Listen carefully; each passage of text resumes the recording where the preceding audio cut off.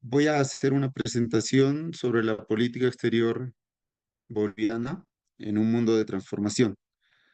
Para comprender un poco la política exterior boliviana, es importante que podamos comprender la situación geográfica en la que se encuentra Bolivia, ¿no? Bolivia tiene, si se quiere, geográficamente se ubica en el corazón de Sudamérica. Eh, Es importante comprender que tiene límites con 5 países: Perú, Chile, Argentina, Paraguay y Brasil, ¿no? Entonces, esta encrucijada geográfica, si se quiere, hace que Bolivia tiene dentro de sus principios, maneja como Bolivia país de contactos, ¿no? Es decir, que por su condición geográfica, si se quiere, tiene el destino de poder unir un poco Sudamérica. Es por ello que Bolivia es parte de la Comunidad Andina de Naciones. Paralelamente, en los últimos años ha trabajado, si se quiere, para ser parte del mercado común del sur.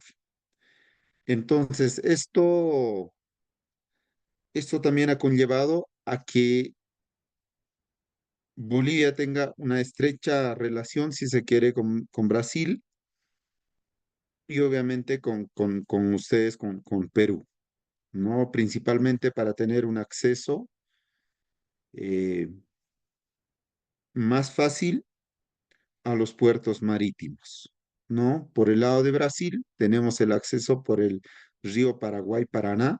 Es un acceso que sale, que desemboca en el río de la Plata, ¿no? Entre Argentina y Uruguay. Entonces, esta condición geográfica, si se quiere, hace que Bolivia desarrolle una serie de principios, ¿no? Que posteriormente lo vamos a explicar. Pero antes de adentrarnos al tema principal, va a ser importante que comprendamos un poco la reconfiguración, si se quiere, del orden internacional. Comprenderán que el orden internacional, eh, a partir de la guerra, de la Segunda Guerra Mundial, de la finalización de la Guerra Mundial, un poco se ha polarizado entre dos potencias regionales, si se quiere. Por un lado Estados Unidos, por el otro lado Rusia, ¿no? Entonces, esto básicamente ha conllevado a que haya una guerra fría entre ambos estados hasta la década de los 90, cuando Rusia, cuando la ex Unión Soviética cae. Hay muchos estados que se separan de Rusia. Definitivamente Estados Unidos en cierta medida llegaría a ser la potencia global. Una potencia global que en cierta medida, si se quiere, dura entre 10 a 12 años, ¿no? 2001, 2002, ¿no? Hasta la caída de las Torres Gemelas, en donde aparecen, si se quiere, nuevos actores a nivel internacional. Y existe una interdependencia, si se quiere, a nivel internacional. Eso significa que aparecen eh, empresas multinacionales, grupos de terrorismo, grupos de liberación nacional, aparecen ONGs. En cierta medida, si se quiere, renace la paradigma. Entonces, esto hace que haya una reconfiguración del sistema internacional con nuevos actores a nivel internacional, y esto también hace que se tenga, si se quiere, de nuevos centros de poder a nivel internacional. Dentro de esos centros de poder, si se quiere, prácticamente en el siglo XXI, podemos ahí mencionar, por un lado, Rusia vuelve a tener el protagonismo, si se quiere. China, por un lado, ha tenido un crecimiento enorme, y finalmente la India, ¿no? Entonces, como conocerán, en los últimos tiempos también en ese sentido nace la organización, los BRICS, ¿no? Entonces, a nivel internacional, existen o aparecen un montón de actores internacionales que tienen influencia en el sistema internacional y paralelamente también existe mayor tensión, si se quiere, a nivel internacional. ¿No? No nos olvidemos que el 2003 Estados Unidos invade, si se quiere, Afganistán, ¿no? Entonces, eh, en los últimos años hemos tenido una serie de conflictos. La última, por supuesto, la más relevante, una guerra, si se quiere, es la de Rusia que invade a Ucrania. Por supuesto, puede ser discutido, si se quiere, este tema, ¿no? Pero por el otro lado también, hablando de la mayor industrialización, de la mayor producción por parte de China, también se empieza a tener una serie de conflictos con Estados Unidos. Entonces, todos estos aspectos hace que los estados pequeños, en este caso como Bolivia, hace que den una mirada, si se quiere, a su primero al renacimiento como estado y hacer un análisis como estado para ver cuáles van a ser los principios por los cuales se van a manejar, para conocer un poco dónde estamos posicionados, para conocer un poco cuál es la influencia que se tiene como Estado y cuál es la presencia que se tiene como Estado a nivel internacional. Entonces, Bolivia, un país tercermundista, un país con un alto porcentaje de campesinos, de pueblos indígenas originarios, hace que llegue un gobierno campesino, si se quiere, ¿no? Un gobierno de las mayorías, si se quiere, ¿no? Hablamos de la primera presidencia del gobierno de Evo Morales por allá por 2006. Entonces, esto hace que Bolivia en cierta medida cambie, si se quiere, un poco los ejes históricos de la política exterior, porque antes de ello, las temáticas en las cuales nosotros siempre nos hemos adentrado era el tema del cumplimiento al derecho internacional, la no injerencia en los asuntos internos de otros estados, la solución pacífica de controversias. Por ahí, dentro de los ejes históricos, siempre ha estado el tema marítimo, ¿no? Un tema, si se quiere, continuo a lo largo de la política exterior de Bolivia, ya sean con gobiernos liberales, ya sean con gobiernos de facto o en la etapa netamente democrática del Estado boliviano.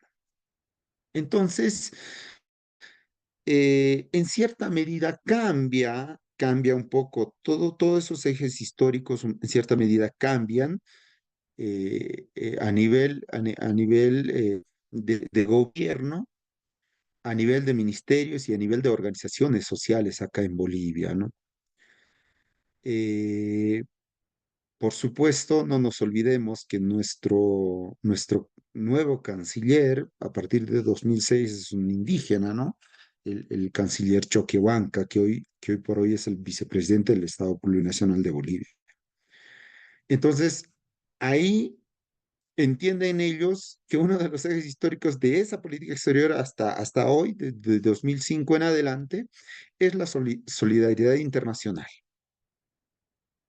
Ellos entienden que la cooperación internacional es fundamental para tener mayor comunicación, si se quiere, entre pueblos indígenas, ¿no? Entonces, por ahí tienen, si se quiere, una estrecha relación con los gobiernos de izquierda. ¿No? En su momento con Correa de Ecuador, eh, casi con todo el gobierno de Maduro, de Chávez, por supuesto con Cuba, con los presidentes de Argentina, con todos los presidentes de Argentina antes de Milei. Tienen una estrecha relación con la primera presidencia del gobierno de Bachelet de Chile, entre 2006 y 2010. eh, Hay una estrecha relación, si se quiere, con Rusia, porque antes de ello, efectivamente, nuestra posición como Estado era tener una mayor relación con Estados Unidos. Cuando el gobierno de Evo Morales ingresa, gira en cierta medida nuestros, la política exterior para tener mayor contacto con los gobiernos de izquierda. Y a partir de ello, lo que hace el gobierno nacional es tener dentro de sus ejes históricos el anticolonialismo y el antiimperialismo, ¿no? Entonces, obviamente ahí ellos indican la defensa de la soberanía nacional, que es un eje histórico de la política exterior. Es decir, que no puede haber injerencia de las grandes potencias a los estados pequeños. El gobierno de Evo Morales dice, no puede venir un estado externo a decirme qué es lo que voy a hacer. No puede venir con una política y dictarme a mí, esta es la política exterior que debes tener, ¿no? Entonces empieza, si se quiere, eh, a declararse abiertamente a nivel internacional que está en contra del colonialismo y el antiimperialismo. Pero ¿cómo se maneja? No, ahí directamente llega lo que es la integración regional y la cooperación sur-sur. Entonces, dentro de la integración regional, no nos olvidemos que Bolivia ha sido, junto con sus pares de Ecuador, de Venezuela, Nicaragua, Cuba, han sido los que definitivamente han creado el ALBA, la Alianza Bolivariana para los Pueblos, ¿no? Entonces, un organismo netamente, pues, netamente de construcción ideológica, si se quiere, obviamente mimetizado, dentro de ello la cooperación, la creación de una moneda en común, que sería el sucre, si no me equivoco. Entonces, bueno, al final, como ha sido una organización netamente ideológica, lo único que hicieron es que una vez alguno de los gobiernos ya no esté en función o en ejercicio, que la organización se venga. Pero paralelamente se ha trabajado también la UNASUR. No nos olvidemos que la UNASUR ha sido netamente una organización en un principio eh, pensado en hacer una organización fuerte, sólida, única a nivel Sudamérica, pero finalmente ha terminado nomás, si se quiere, con una cierta ideología política, ¿no? Impulsado principalmente por el gobierno de Brasil, por Lula, soportado, si se quiere, esto por los gobiernos de Argentina, Venezuela y Bolivia, obviamente, ¿no? Entonces, por ahí, si se quiere, nace un quiebre en Sudamérica también, ¿no? Entonces, ahí la otra organización que nace, por ahí la Alianza Pacífica, ¿no? Que está conformado Chile, Perú, México, ¿no? Entonces, la Alianza del Pacífico. Entonces, bueno, pues frente a ello, Bolivia, si se quiere, no es un actor con peso global o regional, si se quiere, ¿no? Ahí juega más el peso regional Brasil, por supuesto, Brasil y un tanto Argentina. Pero es que desde la política exterior boliviana entienden que deben trabajar en una organización fuerte, sólida a nivel Sudamérica. Y se debe trabajar la cooperación sur-sur, una cooperación que va entre países de Sudamérica y países africanos. No, paralelamente, otra de los ejes históricos, si se quiere, es la promoción de la justicia social y el desarrollo integral. Esto principalmente nace en el sentido de que los derechos de los pueblos minoritarios tienen que ser reconocidos a nivel internacional. ellos lo comprenden así, lo comprenden de esa forma. Entonces, los pueblos indígenas tienen que ser reconocidos a nivel internacional. Entonces, Bolivia cambia, si se quiere, cambia la constitución política del Estado y es aprobado bajo un referendo por allá por 2009, ¿no? Entonces, dentro de la constitución, lo que hace Bolivia, lo primero que hace es reconocer a los distintos pueblos indígenas que existen en Bolivia. En su momento, los que efectivamente tenían una forma de gobierno, una forma de organización, una forma económica, eh, usos y costumbres reconocidos, eh, han sido reconocidos dentro de la Constitución. Dentro de los más grandes que se conoce, obviamente está ahí la cultura aymara y la cultura quechua, ¿no? Y obviamente la guaraní, allá con Uruguay y Brasil. Eh, a lo largo de los próximos años todavía se empiezan a manifestar otros pueblos indígenas, ¿no? A nivel nacional, ¿no? Por ejemplo, el Kunza, que es un pueblo indígena originario que tiene, si se quiere, raíces en el sur oeste de Bolivia, una parte de Chile y una parte de Argentina. Obviamente, no es reconocido en la Constitución, pero están trabajando en que sean reconocidos a nivel nacional. Esto lo que conlleva es que uno de los principios de la política exterior boliviana se adentra en la diplomacia de los pueblos, ¿no? Eh, es decir, que le da a los pueblos indígenas eh, una suerte de apertura para que puedan tener relación directa con sus similares del exterior, ¿no?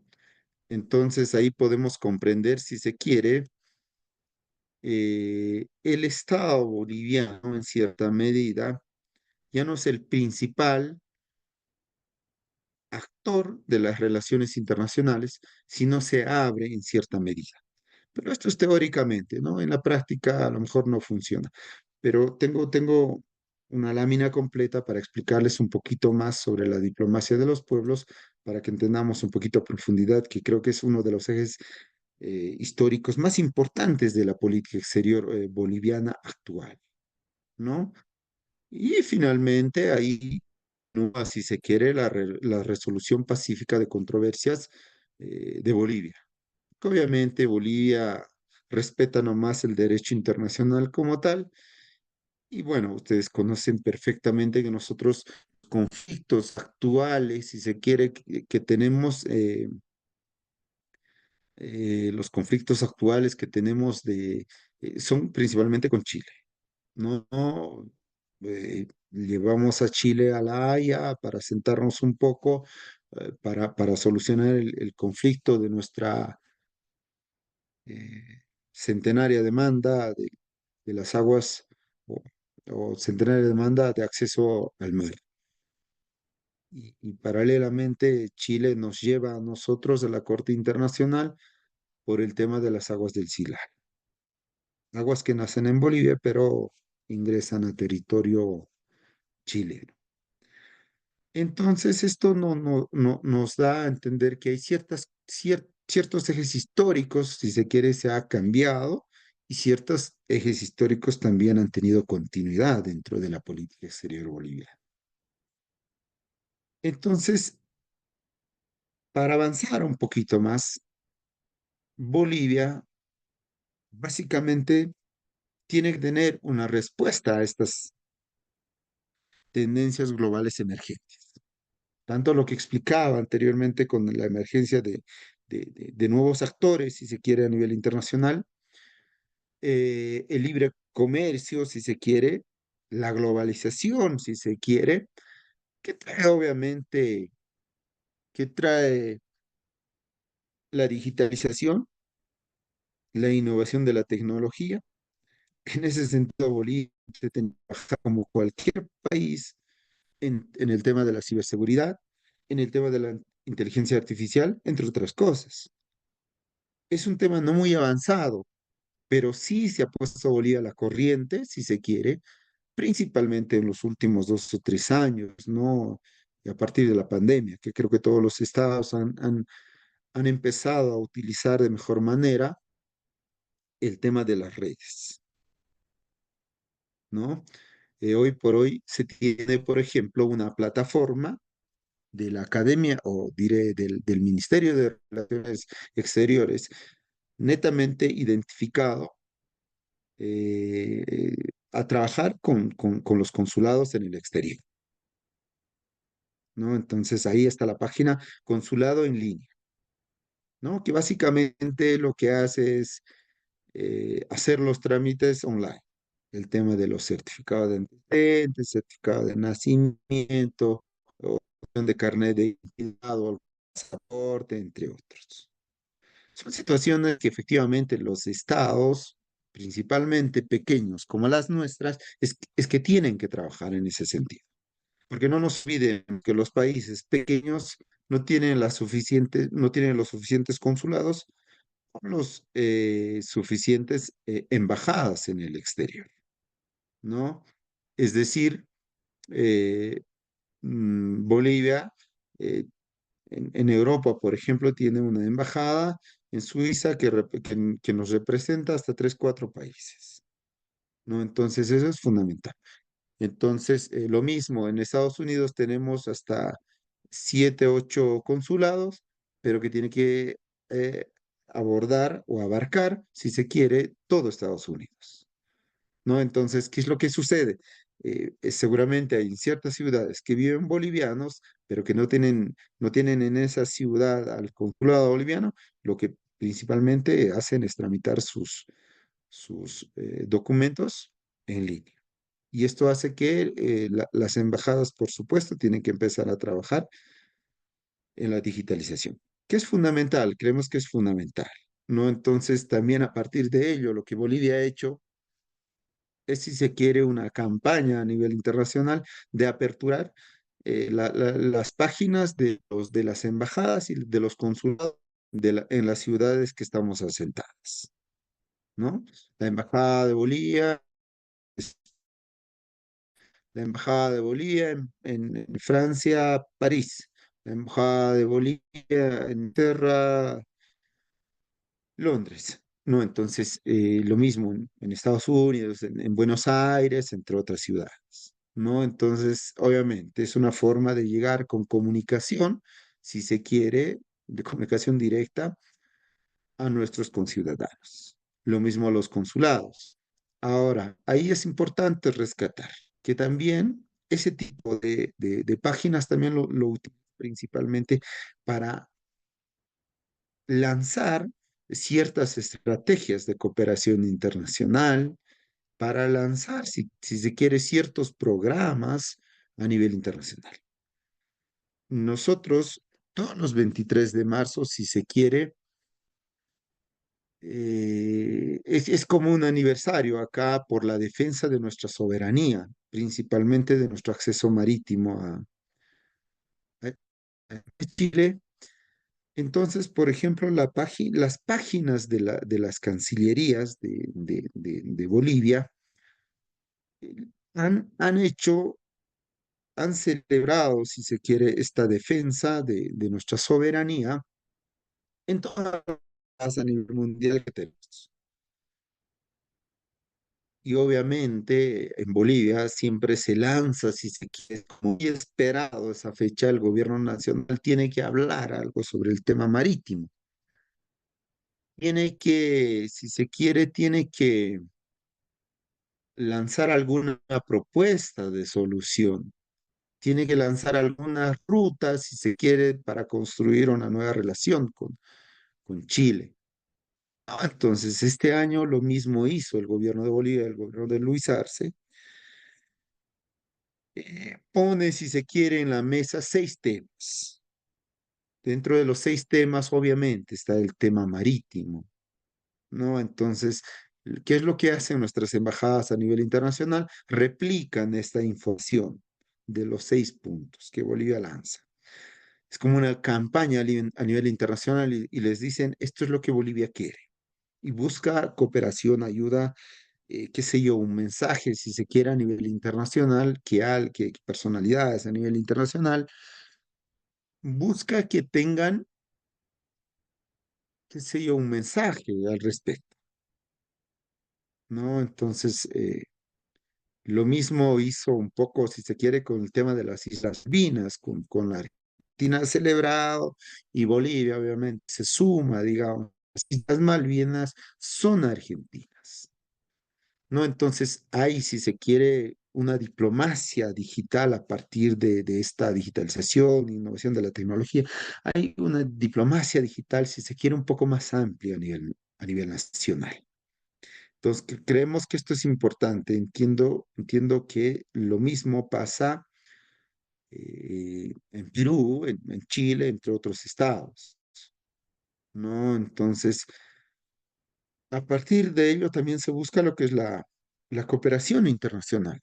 Es importante que los estados trabajen en cooperación internacional.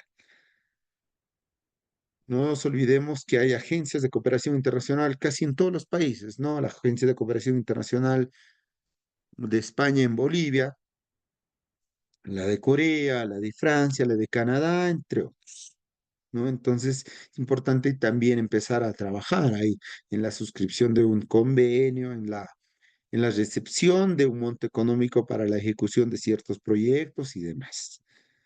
Y creemos que esto es importante también para cumplir los objetivos del desarrollo sostenible, ¿no? Entonces, en cierta medida, esto hace que la proyección de la política exterior boliviana mejore en cierta medida, ¿no? Eh, obviamente, esto hace también que no esté tan desatendida, ¿no? Con facilidades, que tengan accesibilidad, ¿no? Porque si no, eh, antes lo que se hacía eran eh, los consulados móviles. No sé si pasa lo mismo en Perú, no sé si existen los consulados móviles. Es decir, hacían una especie de campaña, ¿no? El 20 de abril y el 21 estaremos en Orlando. El 20 y el 25 y el 30 estaremos en Colorado. El 1 y el 2 del próximo mes estaremos en San Francisco. Bueno, es, esta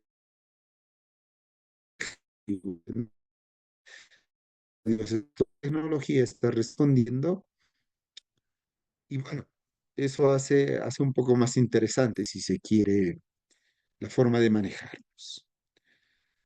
Estimado Sergio y estimados presentes, no sé si tienen consultas hasta aquí o vamos avanzando y dejamos las consultas para el final. No sé cómo vamos, no sé si tienen preguntas.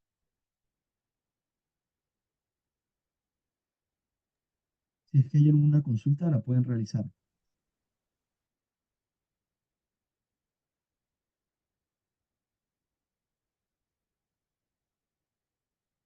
Adelante, estimado. Adelante con su consulta. Buenos días, doctor. Muchas gracias por la presentación, es muy interesante. Me ha surgido una curiosidad respecto a al reconocimiento en la Constitución boliviana de los pueblos indígenas, porque nosotros, Perú, también tenemos un montón de pueblos indígenas en nuestro país, pero no hay un reconocimiento en la Constitución de estos, o sea, en general, detalladamente, como lo estoy viendo en la Constitución boliviana. Y quería saber por qué ha surgido esto en su país. Muchas gracias. Mira, Mira, es es importante que nosotros podamos recorrer un poquito a 1950. Es donde existe, si se quiere, una revolución interna en Bolivia en donde se empieza a otorgar, si se quiere, ciertos derechos a las mujeres, ¿no? Es decir, antes de 1950, las mujeres no votaban en Bolivia, no eran parte de la elección presidencial. Entonces, a partir de ahí es donde se reconoce a las mujeres y las mujeres empiezan a votar. Pero no solo eso, el gobierno nacional, el 52, empieza a repartir tierras a los campesinos. Entonces, en cierta medida, a partir del 52, Bolivia empieza a incorporar, si se quiere, a los pueblos indígenas, a los campesinos, a la administración del Estado. Entonces, el gobierno de MNR, que ha sido el más grande a nivel nacional, entre el 52 y el 80 trabaja en la incorporación de los campesinos a la administración del gobierno. Por eso el 92, el 93, nuestro primer vicepresidente es el señor Cárdenas, un hombre indígena, muchos que a lo mejor no lo conocen. Entonces, el señor Cárdenas, como vicepresidente, tiene la obligación de crear un viceministerio de pueblos. Se crea en el 93. Y también ya se reconoce a la mujer con pollera. Entonces, cuando se reconoce a la mujer con pollera, en cierta medida ya se empieza a respetar sus usos y costumbres que ello conlleva. Entonces, Evo Morales es ahí donde surge el 91, 92, 93. Entonces, a partir del 93 en adelante, hasta el 2005, si se quiere, Evo Morales empieza a trabajar a nivel nacional en una red, si se, a nivel nacional, organizando en cada comunidad los sindicatos comunales, a nivel nacional, entre 10 y 12 años. Y esto le permite tener representación a nivel nacional como organización. Entonces, cuando se llega el 2006 al primer presidente del gobierno de Evo Morales, lo que en realidad no es que Evo Morales solito llega a ser, si se quiere, un presidente y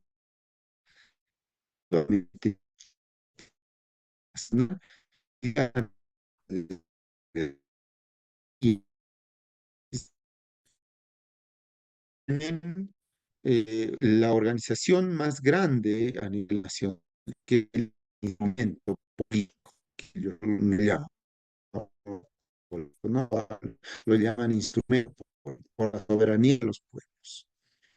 Entonces hay una red nacional que efectivamente Evo Morales convoca, si se quiere, a los constituyentes para hacer la nueva constitución. Y entonces es ahí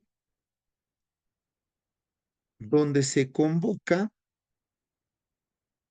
a los constituyentes y les da un cierto cupo a los pueblos indígenas originarios campesinos. Es decir, a los más grandes obviamente tienen ya su representatividad, pero a los más pequeños también les dicen, reúnanse entre dos y tres y tráiganme un representante. Entonces, obviamente, al tener ya un espacio dentro de los constituyentes, era más que seguro que entren a ser reconocidos dentro de la Constitución política del Estado. Entonces, otro de los trabajos de Bolivia ha sido incorporar de, de, de, de, de la agenda boliviana para presentar ante las Naciones Unidas que los pueblos indígenas originarios sean reconocidos en todos los estados. Bolivia empieza a trabajar el 2009 y recién el 2014, por primera vez dentro de las Naciones Unidas, se habla de pueblos indígenas originarios. Obviamente esto con un lobby a nivel internacional, con presidentes como Brasil, Ecuador y demás. ¿No? Entonces lo que Bolivia quería era que todos los estados dentro de su constitución lo reconozcan. A veces los estados pequeños, este tipo de cosas los lanzan en el concierto internacional, pero no tienen el suficiente peso para que efectivamente incorporen los estados dentro de su constitución. Pero lo bueno es que en el último tiempo, como surgen, si se quiere, nuevos actores globales, también los teóricos bolivianos de la diplomacia de los pueblos dirían, es que nosotros estamos creando un nuevo actor internacional que son los pueblos indígenas y que ellos deberían tener su propio asiento o su propia silla dentro de las Naciones Unidas, ¿no? Entonces es interesante un poco más adelante para explicarles, es interesante un poco cómo Bolivia plantea ciertas cosas a nivel internacional, ¿no?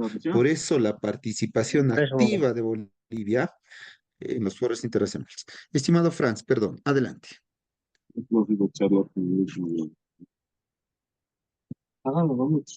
Franz, ¿ibas a preguntar algo? Bueno, bueno, entonces, hasta ahí espero haber respondido a su pregunta, estimada. No sé si alguien tiene más, sino para continuar. Gracias, doctor. Perfecto. Bueno, entonces, Bolivia lo que hace es participar activamente en los organismos internacionales.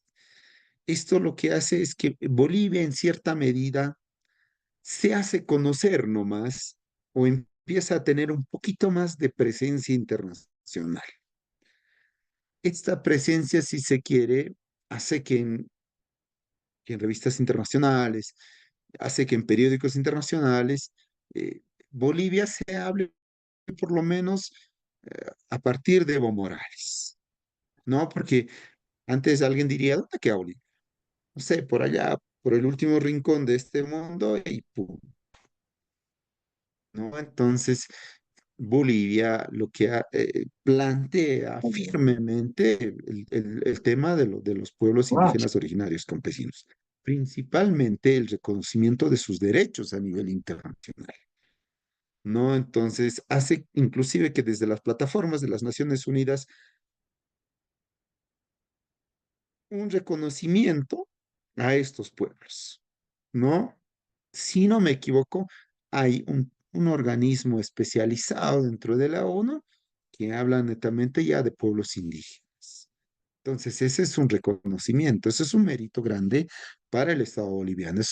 Ese, si se quiere, un éxito de la política exterior boliviana, como vamos a ver un poquito más adelante algunos de los hitos que Bolivia ha tenido a nivel internacional.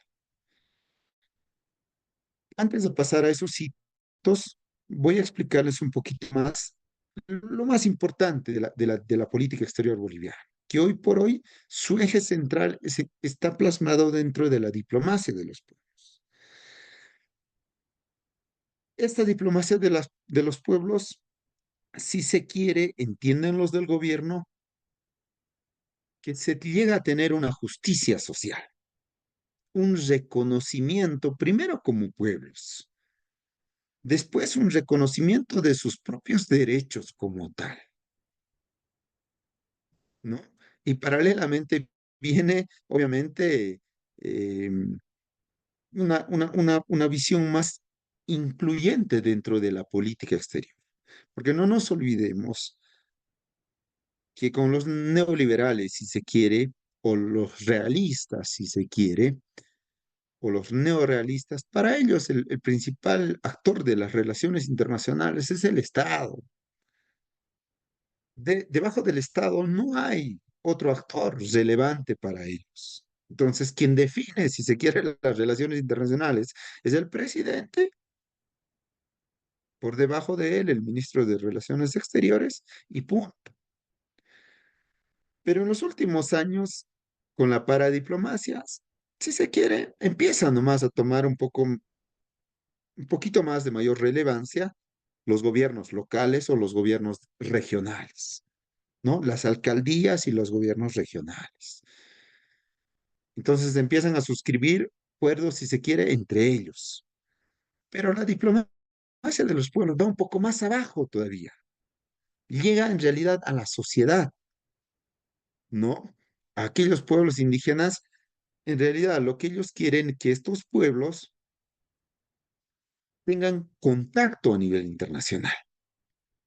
En cierta medida hubo visitas, si se quiere, de Bolivia a los ecuatorianos, ¿no?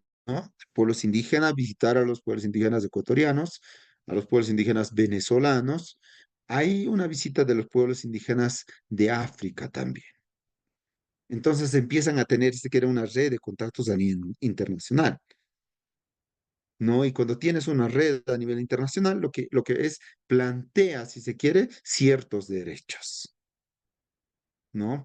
Y dentro de ello, Bolivia, uno de sus planteamientos es el vivir bien, lo que significa tener armonía con la naturaleza.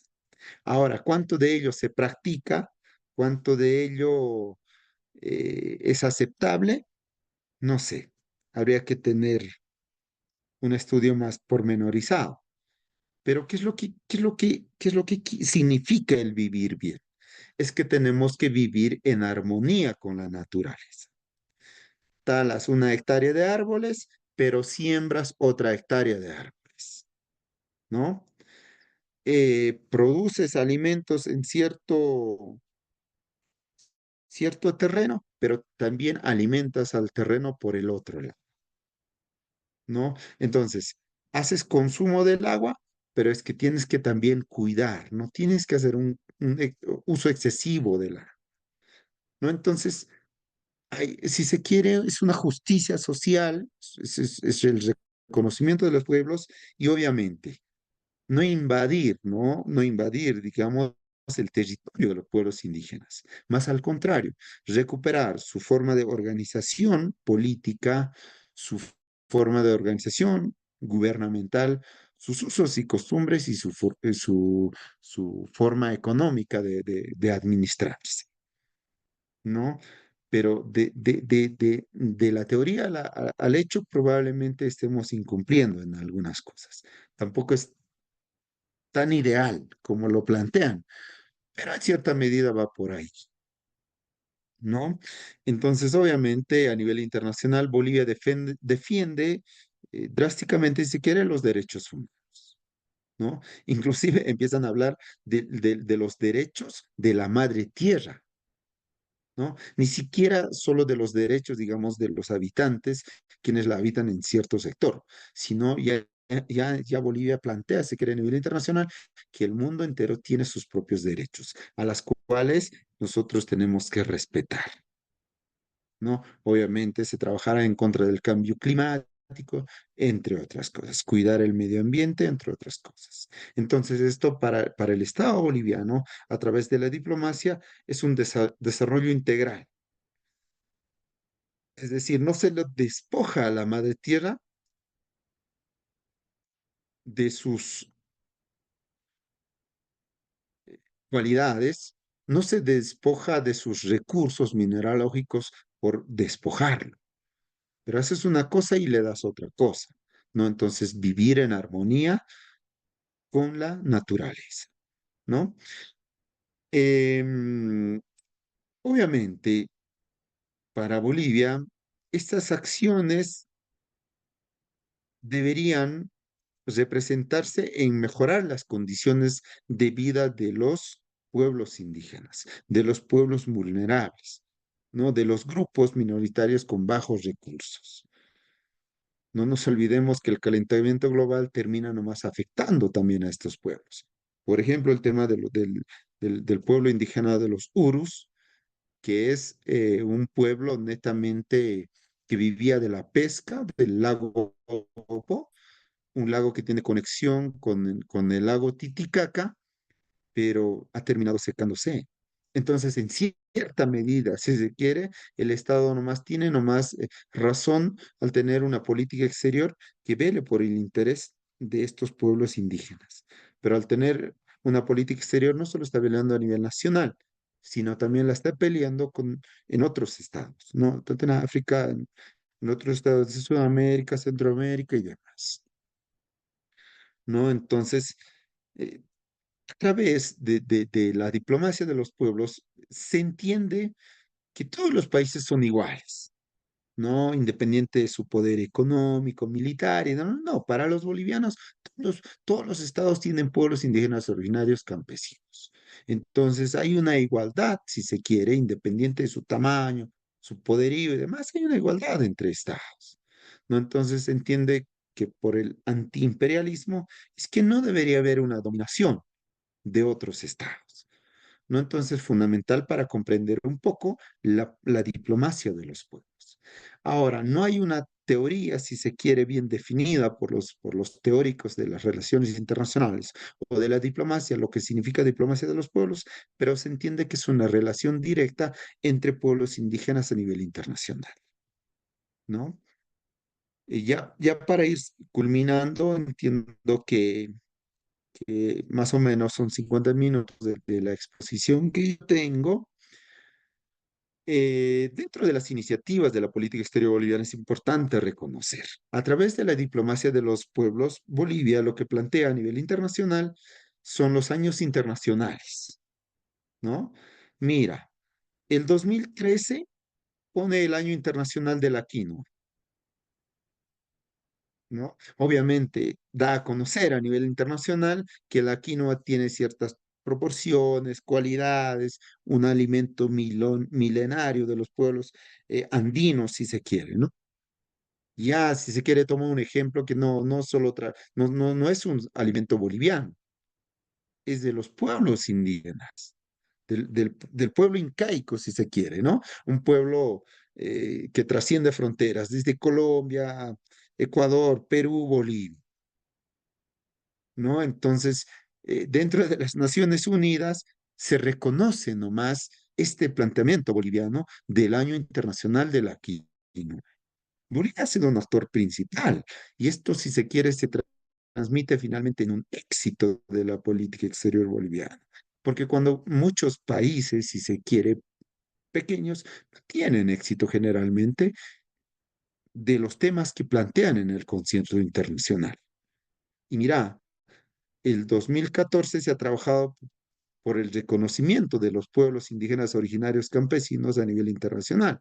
Querían hacer el Año Internacional de los Pueblos Indígenas, que hasta hoy día todavía no se da, pero ya está planteado en el sistema internacional, que seguramente en algún momento si se da, perfecto, ¿no?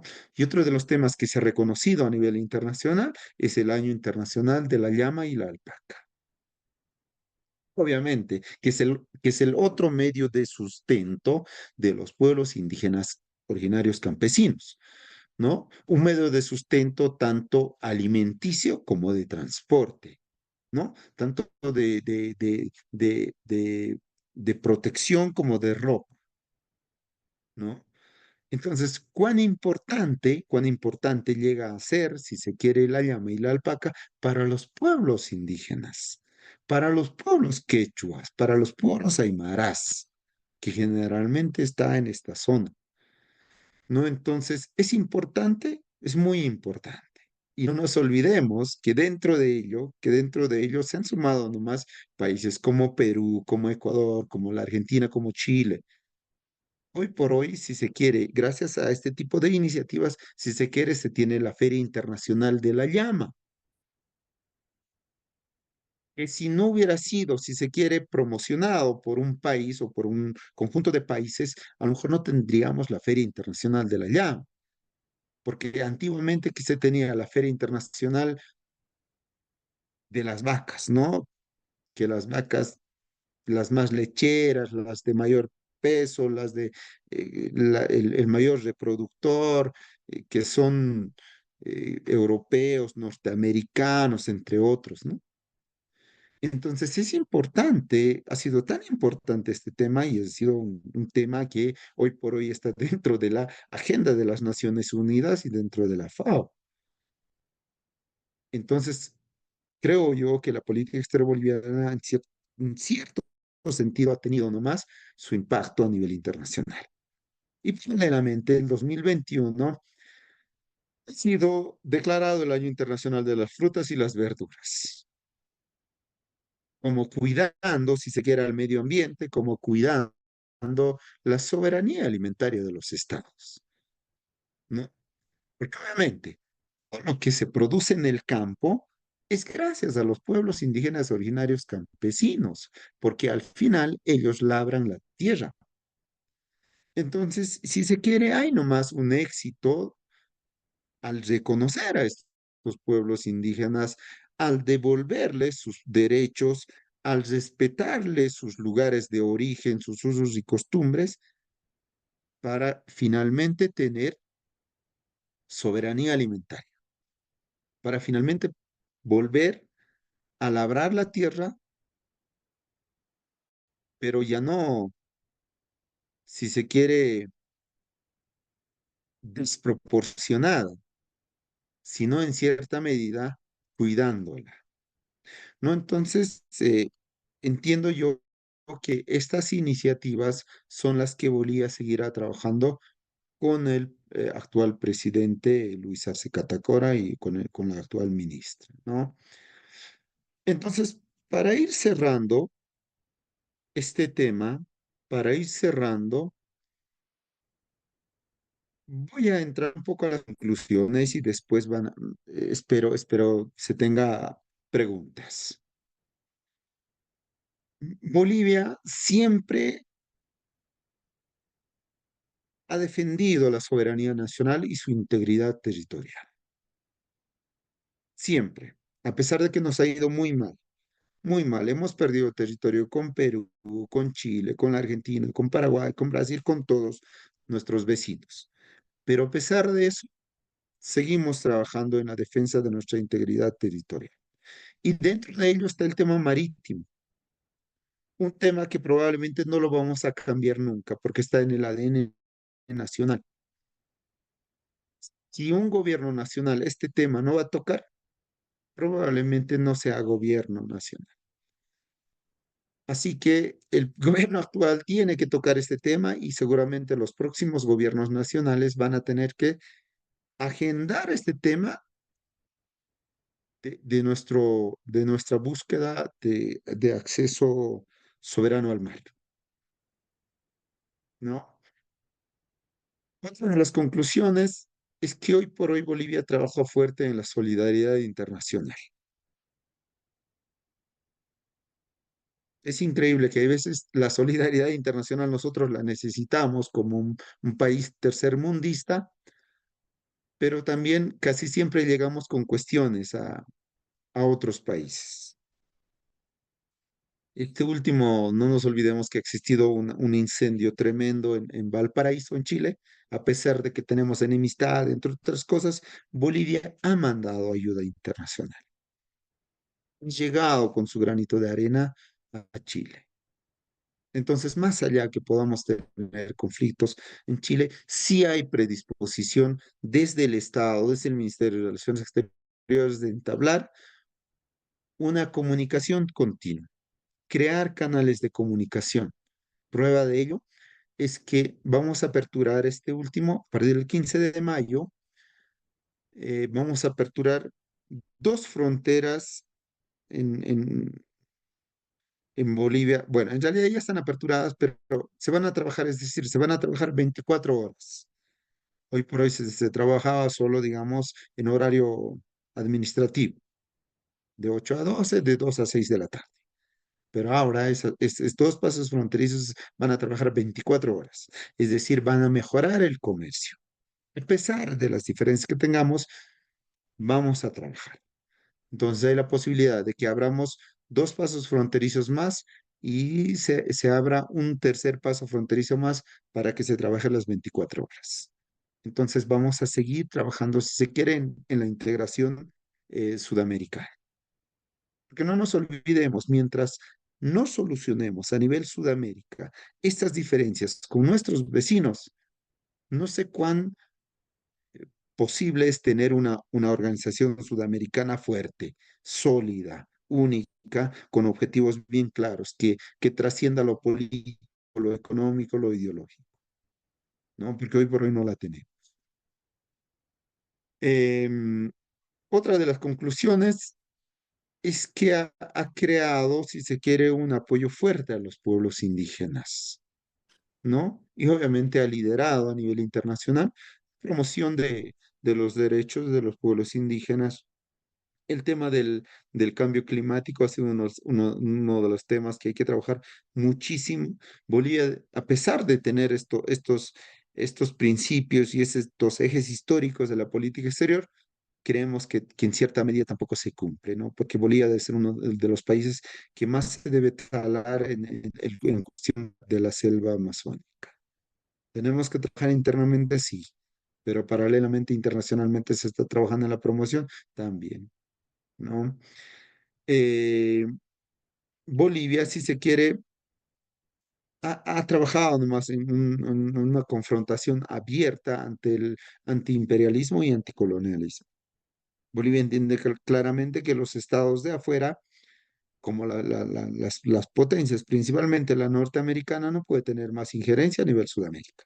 Porque no nos olvidemos que obviamente se definen nomás ciertas cosas, ¿no? Las potencias definen nomás y buscan nomás aliados, ¿no? Y en cierta medida Bolivia, al ser antiimperialista, ha perdido nomás ciertos privilegios con Estados Unidos, ciertas inversiones, si se quiere, por parte de Estados Unidos, y obviamente la apertura comercial con Estados Unidos se hace. Entonces, mientras tengamos, si se quiere, un gobierno de izquierda que sea antiimperialista, probablemente nuestra relación no sea tan estrecha con Estados Unidos, pero seguramente se mantendrá esta relación estrecha con Rusia, con China, con Irán, con India, entre otros países con las cuales ha tenido una afinidad grande los últimos años Bolivia. Así que cierro con este tema. Estimado Sergio, gracias por la oportunidad. Estimados participantes, espero tengan sus propias preguntas para disipar sus dudas y que hoy tengan clara, si se quiere, un poco sobre la política exterior boliviana. Eh, Hay una pregunta acá. Indica lo siguiente: el litio es un tema crucial para la geopolítica boliviana. Al respecto, ¿qué acuerdos o alianzas ha establecido el Estado de Bolivia con otros países o empresas para, para impulsar la explotación? A ver, Bolivia principalmente hoy por hoy tiene dos convenios. No nos olvidemos que el 2019 ha habido, si se quiere, un acuerdo con una empresa alemana. Y es que por eso es que los pueblos indígenas, la sociedad en su conjunto, se levanta y le dice al gobierno de Evo Morales: un ratito, tú quieres entregarle nuestro litio, nuestra fuente de ingresos económicos a Alemania por 70 años, y sin saber cuáles van a ser los ingresos económicos para Bolivia. No, les dijeron no, no queremos que trabajes como Estado de esa manera, como los neoliberales, no. Tú tienes que trabajar como nosotros hemos definido. ¿Cómo hemos definido? Que vengan a Bolivia y nos transfieran la tecnología y sean nuestros socios. Eso es lo que la sociedad boliviana quiere. Entonces, en ese sentido, he trabajado con dos socios principalmente. Una rusa y otra empresa china. Entonces, los convenios suscritos de Bolivia en el tema litio son que se van a trabajar en plantas piloto. ¿Esto qué significa? Que las empresas de afuera van a venir, van a invertir en Bolivia en los próximos 2 años, van a traer tecnología y van a hacer la exploración. Si las plantas piloto dan resultados, funcionan, termina, si se quiere, en baterías de ion litio, perfecto. Vamos a suscribir seguramente un convenio de 20, 30 años. Lo mismo con la rusa, el mismo acuerdo. Traigan tecnología, monten una planta, trabajen por dueños. Si la planta y la extracción del mineral funciona con su tecnología, Perfecto, vamos a trabajar. Entonces, Bolivia, creemos, ahorita yo me encuentro a 100 kilómetros al sur del Salar de Uyuni, que se está explotando. Esta última semana hemos tenido un problema tremendo porque las plantas definitivamente están dejando de funcionar. Porque en principio solo Bolivia como Estado ha invertido, pero no hemos tenido la capacidad de industrializar como tal. Ahora esperemos que estos dos nuevos convenios que se tiene con estas dos empresas, una china y una rusa, funcionen. Entonces estamos a la espera de ello. Y ojalá, si funciona, obviamente seremos, si se quiere, uno de los países que mayor exportación de litio tendrá. O si no, perderemos en el camino, ¿no? Eh, eso por el tema de la primera pregunta. A ver, lo siguiente, le agradeceré. La posición actual sobre el acceso marítimo, entiendo yo que va porque nos sentemos con el gobierno de Chile, pero es un tema imposible de sentarnos hoy por hoy, porque no nos olvidemos, hace poquito Bolivia ha perdido nomás, si se quiere, el 50% del uso de gas auxiliar. Chile se ha sentido muy triunfador, si se quiere, y Bolivia también se ha sentido muy triunfador, si se quiere. Y no nos olvidemos que las sentencias de la Corte Internacional de Justicia son salomónicas, es decir, 50-50 generalmente. Y entonces, en cierta medida, el 50% le ha dado razón a Chile y le ha dicho, ¿sabes qué? Sí, tú tienes el derecho de utilizar el 50%. Y Bolivia tiene el derecho de utilizar los otros 50%, pero siempre y cuando que tienen que avisarse entre partes y decirse qué es lo que van a hacer con el agua. ¿No? Si va para consumo humano, perfecto, utilícenlo. ¿No? Entonces es un poco complicado. Entonces Bolivia, este último, ahora para el 23 de marzo, ha planteado 6 temas, ¿no? Dentro de los cuales está el tema marítimo, pero lo que se quiere es un diálogo sincero. No nos olvidemos que con el gobierno de Bachelet, inclusive ha habido un lugar en el que los bolivianos y los chilenos han ido a ver un lugar llamado Caleta Portales, donde dijeron, efectivamente, aquí les vamos a otorgar un porcentaje de territorio para que ustedes puedan tener acceso soberano al mar. Obviamente, la sociedad chilena no quiere eso, por más predisposición que tengan los gobiernos nacionales.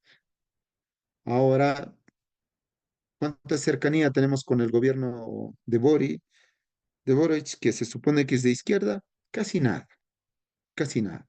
El tema está planteado, está puesto en la mesa, pero hasta ahora no hemos tenido ninguna repercusión por parte de Chile y no hemos tenido, si se quiere, ningún acercamiento a partir de este mensaje, si se quiere, del 23 de marzo.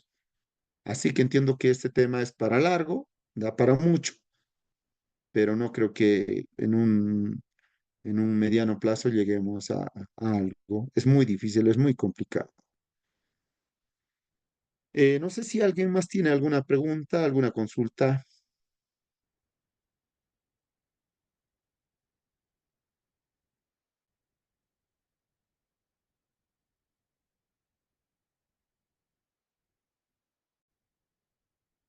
Aquí hay ya pregunta. ¿Qué decisiones estratégicas ha tomado Bolivia para fortalecer su posición en la geopolítica sudamericana? Bien, para nosotros, la posición es importante, ¿no? Es muy importante. Entonces, en ese sentido, obviamente, Bolivia ha buscado nomás ser parte del Mercosur, porque obviamente necesitamos tener un acceso directo al Océano Atlántico también. ¿No? En lo que Bolivia se ha equivocado porque es una realidad, es que no ha trabajado en los corredores bioceánicos, que conecte, si se quiere, el Atlántico con el Pacífico. No nos olvidemos que hoy por hoy se trabaja un corredor bioceánico desde el sur de Brasil, el norte de Paraguay, el norte de Argentina y el norte de Chile. Y Bolivia ha estado afuera definitivamente. Es un grave error, sí, pero paralelamente estamos trabajando para ser miembro pleno del Mercosur. y este último ya ha sido aprobado por parte del Congreso de Brasil, que creo que era el último paso que faltaba. Seguramente están trabajando en oficializar y en un futuro seremos parte del Mercosur y esto nos dará, si se quiere, un mayor mercado, facilidades de ingreso, de circulación de personas, de servicios, eh, de productos, entre otros.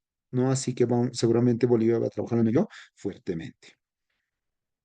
La última pregunta. Se mencionó que tienen estrechas relaciones con los gobiernos de izquierda. ¿Esto no ha afectado su vinculación con los países de derecha en su política exterior?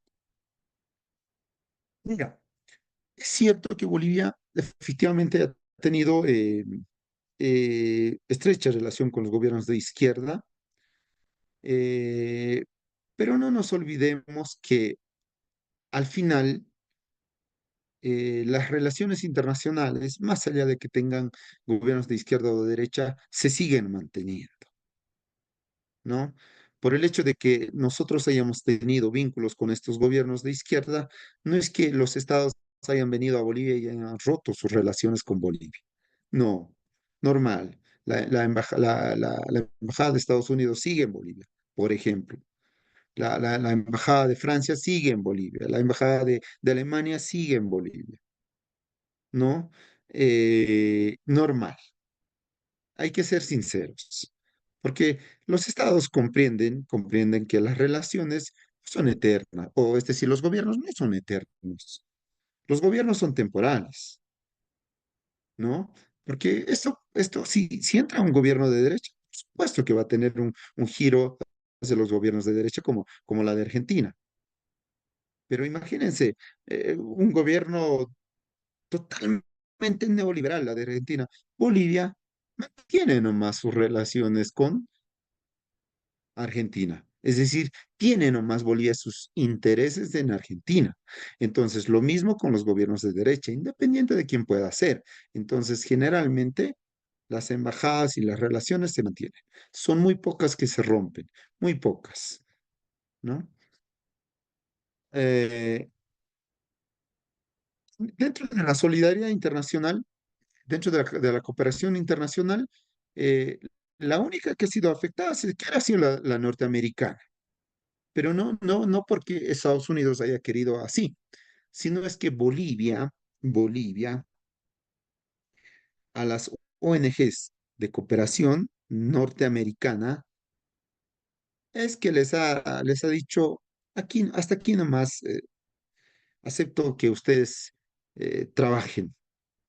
Les ha cerrado las puertas. USAID, Bolivia le ha dicho, USAID tiene que retirarse de Bolivia y tiene que irse. Entonces Bolivia ha sido quien ha dicho hasta aquí nomás.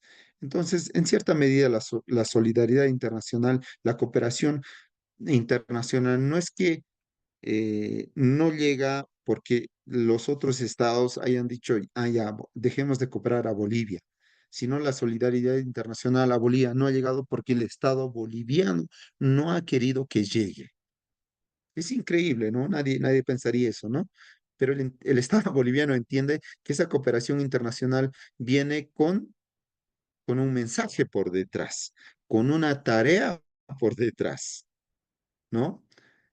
Bueno, entendemos que la cooperación internacional en cierta medida siempre está, si se quiere, eh, condicionado.